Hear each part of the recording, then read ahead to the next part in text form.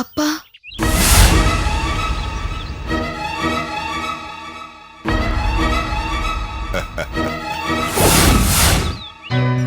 இப்படிலாம் நான் டயலாக் பேசுவேன்னு எதிர்பார்த்தியா முட்டாள்? ஐயா. என்ன ஐயா? இதான் என்னைக்கும் பர்மனன்ட் உன் வாயிலிருந்து வரணும்.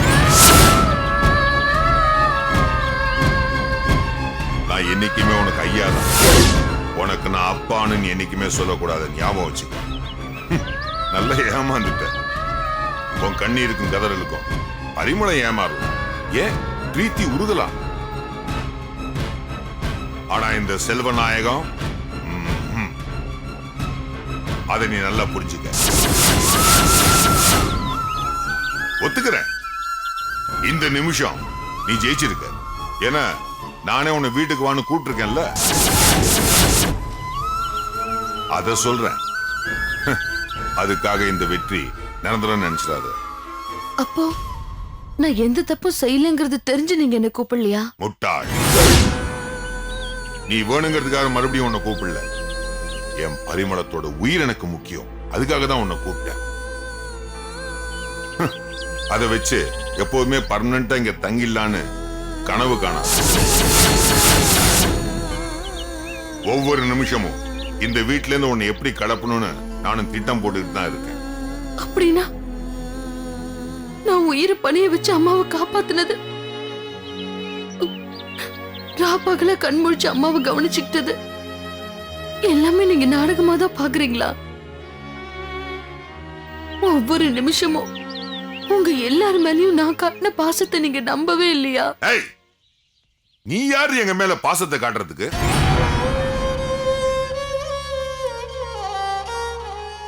நீ பாசம் காட்ட வேண்டியது அந்த முத்து பையன் மேல. உனக்கு எங்களுக்கு என்ன உறவு?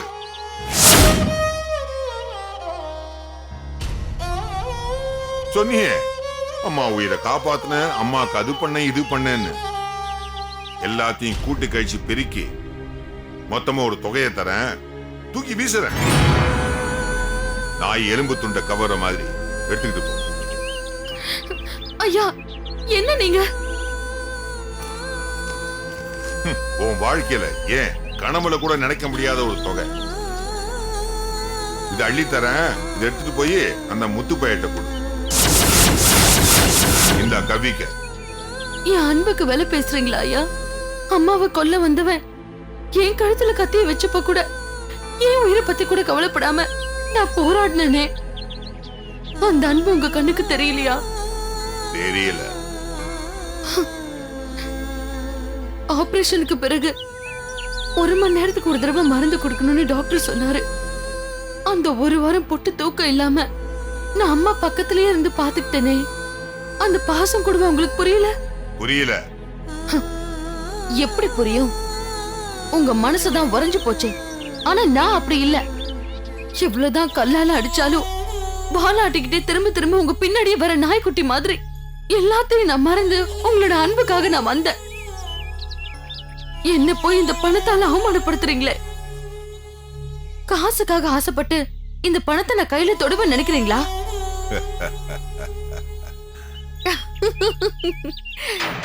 இப்படி எல்லாம் டயலாக் பேசுவேன்னு எதிர்பார்த்தீங்களா? இந்த பணம் வேண்டாம், உங்க பாசம்தான் வேணும்னு அப்படியே அழுதுகிட்டு இந்த பணத்தை வேண்டான்னுட்டு போயிடுவேன்னு எதிர்பார்த்தீங்களா? அதான் இல்ல, நல்லா ஏமாந்துட்டீங்க. நான் இந்த பணத்தை எடுத்துக்கிறேன். நீங்க சொல்ற மாதிரி முத்துக்கு கொடுக்கறதுக்கு இல்ல.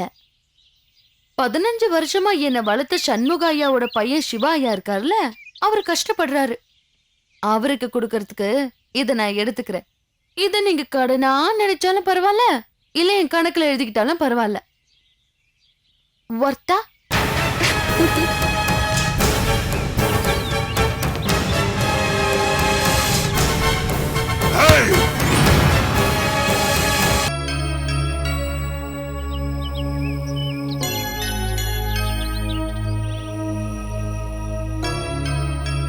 டேய் சிவா, பேசாம ஆட்டோ வச்சு மோகனாவை டாக்டர்கிட்ட அழைச்சிட்டு போலாமா? மாமி போய் உள்ள மோகனாவை பார்த்துட்டு இருக்காங்க. ஆமா, நீ டியூட்டி முடிஞ்சு வரும்போது அவளுக்கு ஏதாவது சாப்பிட வாங்கி கொடுத்து அதை சாப்பிட்டு வயிறு அப்செட்டா இருக்குமோ? சாப்பிட்டதுனால பிரச்சனை இல்லை சார், எதுவுமே சாப்பிடாதனால தான் பிரச்சனை. பட்னி கடந்து தூங்காம இன்டர்வியூக்கு ப்ரிப்பேர் பண்ணிருக்கா. இதெல்லாம் கொழுப்பு சார். உன் ஆத்துக்காரி மோகனாவோட பிடிவாதம் நீ சொல்லித்தான் தெரியணுமா? அதுக்காக இப்படியா சார்? அவ வயித்தை பிடிச்சிட்டு துடிக்கும் போதெல்லாம் அவ மேல உள்ள கோவெல்லாம் போய் வருத்தமா தான் இருந்தது. வருத்தப்படவே வேண்டாம், எல்லாம் சந்தோஷமான சமாச்சாரம் தான். இப்ப எப்படி மாமி இருக்கா?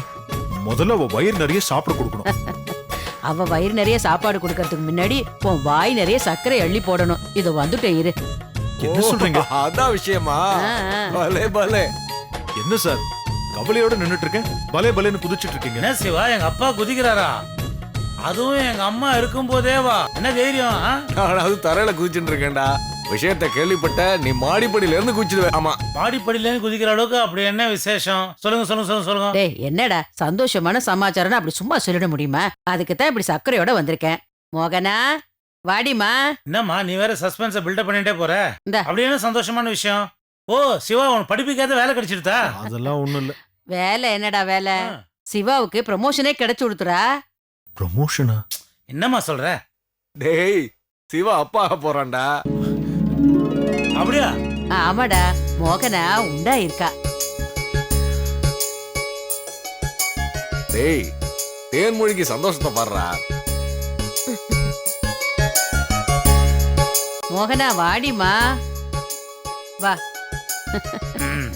கூடிய சீக்கிரம் இந்த ஆத்துல குழந்தை சத்தம் கேட்க தான் போறது. சாவித்திரி சொன்னது அப்படியே பலிச்சு கொடுத்து பார்த்தேள. உண்மைதாம்மா, கூடிய சீக்கிரம் இந்த ஆத்துல சிவாவுடைய பையன் குட்டி சிவா தவழ போறான்னு நினைக்கும் போது எனக்கே ரொம்ப சந்தோஷமா இருக்கு. உனக்கு ஒரு மகன் பிறப்பான், அவன் உன்னை போலவே இருப்பான். போதுண்டா, நிறுத்துடா, அறுக்காத.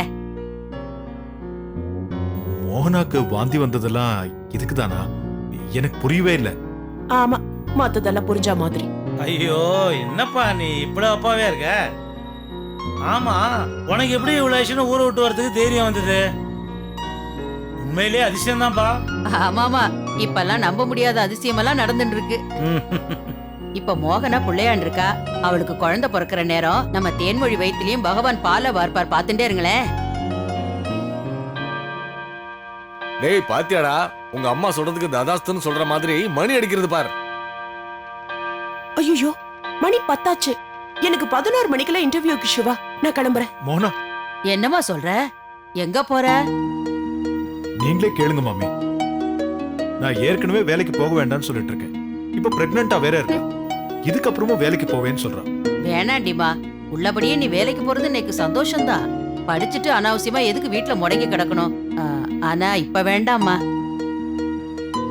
தலைச்சம்புளைய நீ சுமந்துட்டு இருக்கப்போ 4 மாசம் வரைக்கும் கவனமா இருக்கணுமா. முதல்ல டாக்டரை போய் பாரு. அதெல்லாம் அப்புறம் பாத்துக்கலாம். பொண்ணா பிறந்தா கர்ப்பமாறது ஒண்ணு பெரிய விஷயம் இல்ல. மத்தவங்களுக்கு வேணா அது அதிசயமா தெரியலாம். எனக்கு அப்படிலாம் ஒண்ணு தெரியல. வா சிவா.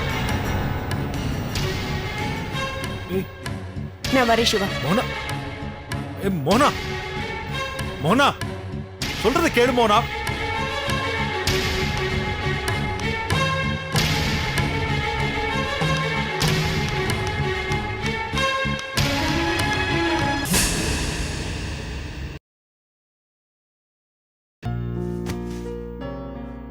பரிமளம், ஹாஸ்பிட்டல்ல நீ வீடு திரும்பினதுக்கு அப்புறம் தான் உன் முகத்திலேயே பழைய களை தெரியுது. ரொம்ப சந்தோஷம். அது அப்படிதாங்க. என்னதான் 5 ஸ்டார் ஆஸ்பத்திரியில ட்ரீட்மெண்ட் கொடுத்தாலும் ஒரு பொம்பளைக்கு அவ வீடு தான் சொர்க்கம். ஐயா, தள்ளுங்க தள்ளுங்க தள்ளுங்க, சுடுதண்ணி தள்ளுங்க. அம்மா, பார்த்து தொடக்க வெந்நீர் ரெடி. காலையில பண்ண வேண்டிய வேலைய இப்பதான் பண்றாளா? சோம்பேறி கழுத. ஹலோ சார், அம்மா மேல உங்களுக்கு இருக்கிற அக்கறைய பார்த்தா ரொம்ப சந்தோஷமா தான் இருக்கு. அதுக்காக என்ன குறை சொல்லாதீங்க. காலையிலேயே அம்மாவுக்கு உடம்பு தொடச்சு விட்டாச்சு. இது 2வது தடவை. ஒரு நாளைக்கு 2 தடவை தொடச்சாலும் என் மனசுக்கு திருப்தியே இல்ல. இப்ப பாருங்க, என்னமோ காக்கா குளியில விட கேவலம். காலையிலயும் ராத்திரிலயும் என்னமோ தண்ணியை தொட்டு தொடச்சுக்க வேண்டியதா இருக்கு. என்னால நம்ம சாவித்திரிக்கு தான் எவ்வளவு சிரமம். ஏமா, உங்களுக்கு செய்யறது சிரமமா? நீ பெரிய மனுஷி, ரொம்ப சுலபமா சொல்லிட்ட. ஆனா என் மனசுக்குள்ள உறுத்துது. உனக்கு என்ன கைமாறு செய்ய போறேன்னு தெரியல சாவித்திரி.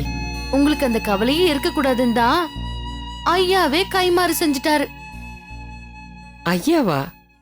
என்ன சொல்ற? ம் ம் இது என்னால நம்பவே முடியலையே. எதமா உங்களால நம்ப முடியல? நம்ம ஐயா உங்க உயிருக்கு போட்ட 10,000 ரூபாய் பிச்சையா? இல்ல அத சூடு சொரணை இல்லாம நான் பொறுக்குனதையா?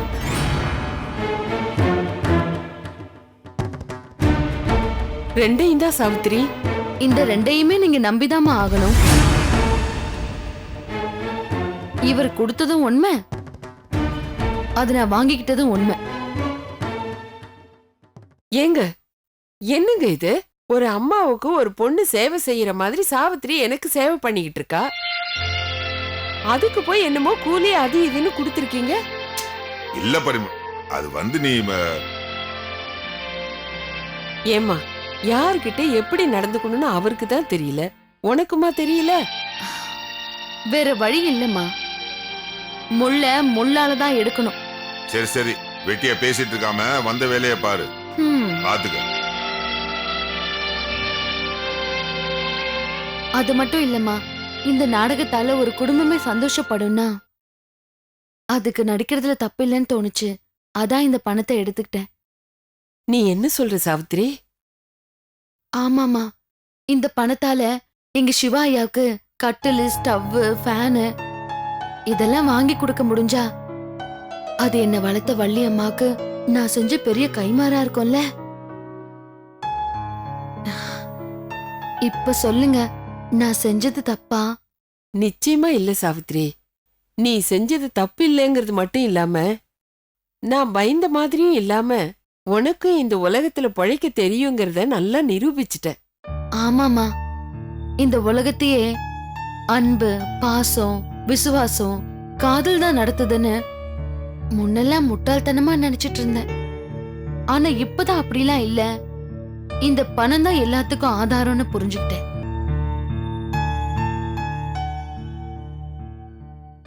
ஏன் சாவித்திரி, நீ அந்த கோபால் விஷயத்த மனசுல வச்சுக்கிட்டு பேசுறியா? முடிஞ்சது முடிஞ்சு போச்சு.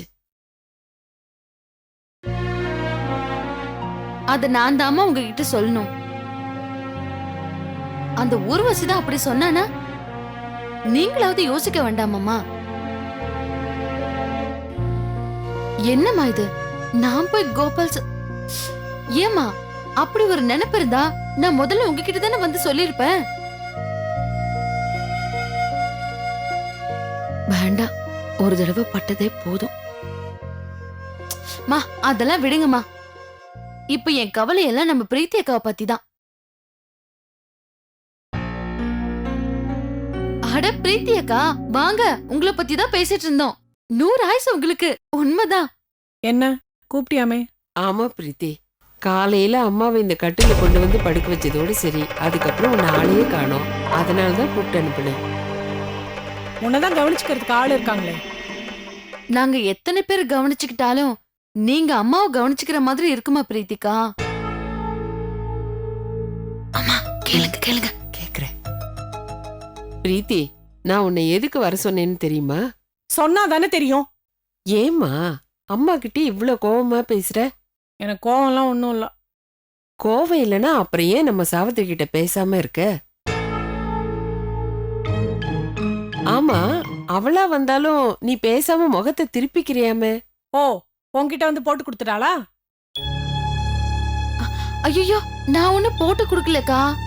எப்படியாவது பிரீத்தி அக்காவை என்கிட்ட பேச சொல்லுங்கன்னு அம்மா கிட்ட கெஞ்சி கேட்டேன். ப்ளீஸ்கா என்கிட்ட பேசுங்கக்கா. பிரீத்தி, பழசெல்லாம் என்ன ஏதுன்னு நோண்டிக்கிட்டு இருக்காம மொத்தமா மறந்துருவோமே. பழசு எல்லாத்தையும் நான் மறந்துட்டேன். அப்படி மறந்ததுனாலதான் பாலன் சார் வீட்டுக்கு நானே நேர்ல போய் இந்த அம்மாவை கூப்பிட்டேன். உண்மையிலேயே உனக்கு ரொம்ப பெரிய மனசு பிரீத்தி. அன்னைக்கு நீ கூப்பிட்டதுல சாவித்திரிக்கு ரொம்ப சந்தோஷம். ஆனா அவ கடைசியில என்ன கையை நீட்டி அடிச்சா, அது உங்களுக்கு தெரியுமா? தெரியும்டி, எல்லாமே தெரியும். அவ என்ன உன் மேல இருக்கிற கோவத்துல அடிச்சா? என் மேல இருக்கிற அன்புனால தானே. இதுவே அவ நிலைமையில நான் இருந்திருந்தா இன்னும் கொதிச்சு போய் என்னென்னமோ பண்ணிருப்பேன். ஏமா, ஹாஸ்பிட்டல்ல கொலகாரம் உன்னை கொலை செய்ய வருவான்னு தெரிஞ்சாமா நான் இங்க வந்தேன்? சரி அப்படியே நான் அங்க இருந்திருந்தாலும் அந்த சமயம் எனக்கு ஒரு ஃபோன் வந்திருந்ததுன்னா அதை பேசுறதுக்கு நான் வெளியே வந்திருப்பேன்ல. நீ கரெக்டா சொன்ன பிரீத்தி கண்ணு. நீங்க எல்லாம் நினைக்கிற மாதிரி அம்மாவை காப்பாத்துனது ஒண்ணு சாவித்திரி கிடையாது, நம்ம பிரீத்தி கண்ணு தான். அப்போ இங்க நாங்க பேசிக்கிட்டு இருந்ததையெல்லாம் நீ ஒளிஞ்சிருந்து ஒட்டு கேட்டுக்கிட்டு இருந்தியா? அதுக்கு என்னம்மா பண்றது? இந்த ஒட்டு கேட்கறது, போட்டு கொடுக்கறது, வெட்டி விடுறது இதெல்லாமே ஒரிஜினல் குணம். தொட்டில் பழக்கம் சுடுகாடு முட்டமாச்சே. இந்த தொட்டில் பழக்கம் இது வரைக்கும் தானா இல்ல வேற ஏதாவது இருக்கா?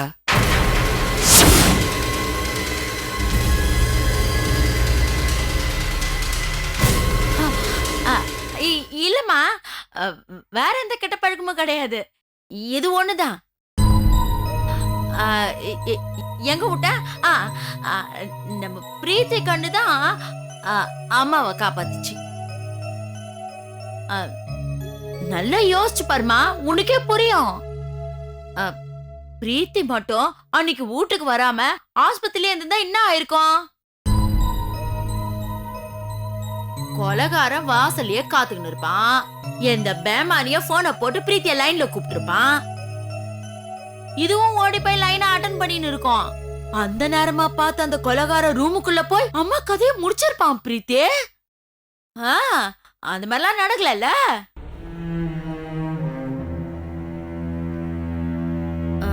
அதுக்கு காரணம் யாரு? நம்ம பிரீத்தி வீட்டுக்கு வந்ததுனால தானே. ஆமா, அது எப்படி நீயே உட்கார்ந்து திட்டம் போட்ட மாதிரி கரெக்டா கோரவையா சொல்ற? என்ன சாவித்ரி, எத்தனை சீரியல் சினிமால எல்லாம் இந்த மாதிரி சீன் எல்லாம் நான் பாத்துக்கிறேன். அதான் அந்த கொலகாரன். போத நிறுத்து. எனக்கு தலையே சுத்துது. கடவுளா பார்த்து சாவித்திரி அங்க அனுப்புனது உனக்கு பெருசா தெரியல. ஆனா ஆள் ஆளுக்கு என்னென்னமோ பேசிக்கிட்டு இருக்கீங்க. இதுக்கு மேல இந்த விஷயத்தை பத்தி யாரும் எதுவும் பேச வேண்டாம். பிரீத்தி, இப்ப நீ சாவித்திரி கிட்ட ஒழுங்கா பேச போறியா இல்லையா? பேசுறேன், ஆனா ஒரு கண்டிஷன். அக்கா என்னன்னு சொல்லுங்கக்கா. என்னன்னு தான் சொல்லேண்டி. அன்னைக்கு சாவித்ரி இந்த ஊர்வசி முன்னாடிதான் என்ன அடிச்சா. அதனால இன்னைக்கும் ஊர்வசி முன்னாடியே சாவித்ரி என்கிட்ட சாரி கேட்கணும். இவ்வளவுதானே பிரீத்திகா? மன்னிப்பு என்ன, உங்க காலையே வேணாலும் விழுந்துடுறேன். சாவித்ரி, கால் எல்லாம் ஒண்ணும் விழ வேண்டிய தேவையில்லை. உனக்குன்னு இந்த வீட்ல ஒரு இடம் இருக்கு, அத நீயே குறைச்சுக்காத. சும்மா சாரி மட்டும் கேளு போதும். அக்கா, நான் பண்ணதெல்லாம் தப்புதான்க்கா. சாரிக்கா. சாரி சாரி சாரி போதும், சாரி போதும், சாரி. போதும், போதும். நிறுத்து. சரி, ஓகே. ஊர்வசி நில்லு. அன்னைக்கு ராத்திரி நான் உன்கிட்ட தப்பா பேசிருந்தா இப்ப அதுக்காக நான் சாரி கேட்டுக்கிறேன். நான் பண்ண தப்புக்கெல்லாம் சாவித்ரி, நீ ஒண்ணு ஊர்வசி கிட்ட மன்னிப்பெல்லாம் கேட்க வேண்டாம். அதுக்கு ஒரு தராதரம் வேண்டாம். இந்த கேள்வி சும்மாதான் சொல்றாளா இல்ல ஏதாவது பொடி வச்சு பேசுறாளா? ஒண்ணுமே புரியலையே. சரிம்மா, எனக்கு படிக்கிறதுக்கு நிறைய இருக்கு, நான் வரேம்மா. எனக்கும் வேலை இருக்குது, நான் போய் பாக்குறேன்.